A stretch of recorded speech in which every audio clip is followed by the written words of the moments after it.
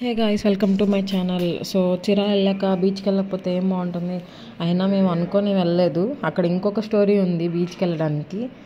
మా అన్న ప్లాన్ చేసి మమ్మల్ని బీచ్కి తీసుకెళ్ళాడు. అది ఇప్పుడు కాదు, నెక్స్ట్ టైం చెప్తాను ఆ స్టోరీ ఏంటో. సో అలా చిరాల బీచ్కి వెళ్ళాము. సండే రోజు వెళ్ళాము. చాలామంది జనాలు ఉన్నారు.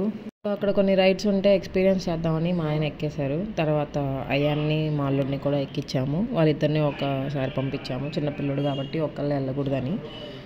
సో నెక్స్ట్ అయాను అసలు బీచ్ చూసినప్పటి నుంచి మునగాలి వెళ్దాం పదని అంటున్నాడు. నేను మీకు చెప్పినట్టుగా మేము ప్లాన్ చేసుకొని వెళ్ళలేదు కాబట్టి ఎవరం మునగలేదు, మునిగే అంత ధైర్యం కూడా చేయలేదు.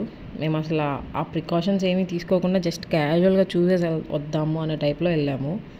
ఇంకా వద్దని చెప్పి పాపం అయాన్ కోరిక తీర్చలేకపోయాం. తర్వాత క్యామెల్ వచ్చింది, క్యామెల్ ఉండింది, క్యామెల్ రైడ్ కూడా చిన్నప్పుడు మెమరీ ఒకటి గుర్తొచ్చింది. క్యామెల్ వస్తే మనం అలా రైడ్కి వెళ్ళేవాళ్ళం, ఇంటి దగ్గరకు వచ్చినప్పుడు వెళ్ళేవాళ్ళం, ఎలిఫెంట్ రైడ్, క్యామెల్ రైడ్ అని.